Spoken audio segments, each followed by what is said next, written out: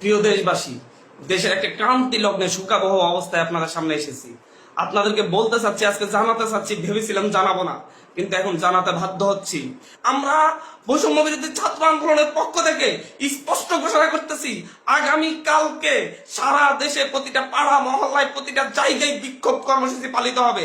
আর আগামী কালকের পরে পরশু দিন থেকে সর্বাত্মক অসহযোগ আন্দোলন পালিত হবে। সর্বাত্মক অসহযোগ, কোন ট্যাক্স দেওয়া হবে না এই সরকারকে, এই সরকারের অফিসে যাওয়া হবে না, কেউ তার অফিসে যাবে না, কেউ তার সরকারি বেসরকারি সকল অফিস বন্ধ থাকবে, সচিবালয় বন্ধ থাকবে, এভরিথিং বন্ধ থাকবে। গণভবনে কোনো বাস গাড়ি ঢুকবে না, বঙ্গভবনে কোনো গাড়ি ঢুকবে না, এভরিথিং অফ থাকবে।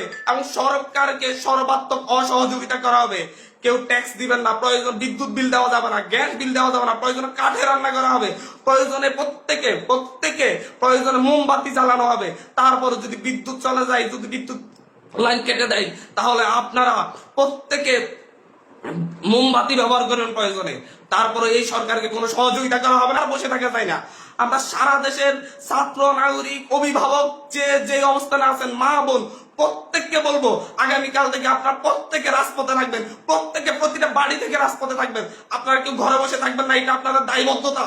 আপনাদেরকে বলতেছি, প্রতিটা লাশের রক্তের প্রতি আপনাদের দায়বদ্ধতা আছে, প্রতিটা শহীদের রক্তের প্রতি আপনাদের দায়বদ্ধতা আছে।